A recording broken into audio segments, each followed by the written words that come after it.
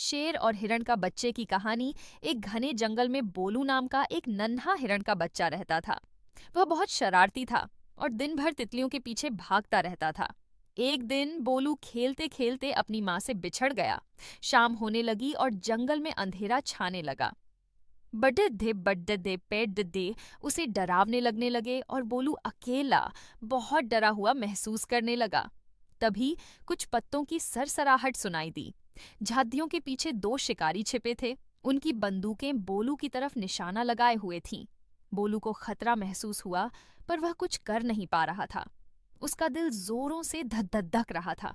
अचानक जंगल एक तेज दहाड़ से गूंज उठा। एक विशाल शेर, जिसका नाम पृथ्वी था, तेजी से शिकारियों के सामने आ गया। पृथ्वी की दहाड़ से शिकारी इतने डर गए कि उन्होंने अपनी बंदूकें छोड़ दीं और तुरंत वहां से भाग गए। पृथ्वी ने बोलू को देखा और फिर प्यार से उसके पास गया। पृथ्वी ने बोलू को सहारा दिया और दोनों धीरे धीरे जंगल के रास्ते पर चलने लगे। बोलू अब डरा हुआ नहीं था, बल्कि वह पृथ्वी के साथ सुरक्षित महसूस कर रहा था।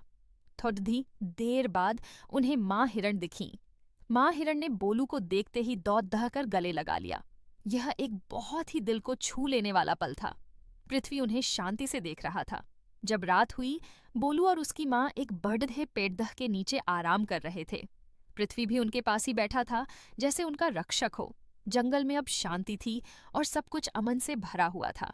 छोटे बोलू ने सीखा कि दोस्ती और मदद किसी भी मुश्किल को आसान बना सकती है, और यह कि असली बहादुरी सिर्फ ताकत में नहीं, बल्कि दूसरों की मदद करने में होती है।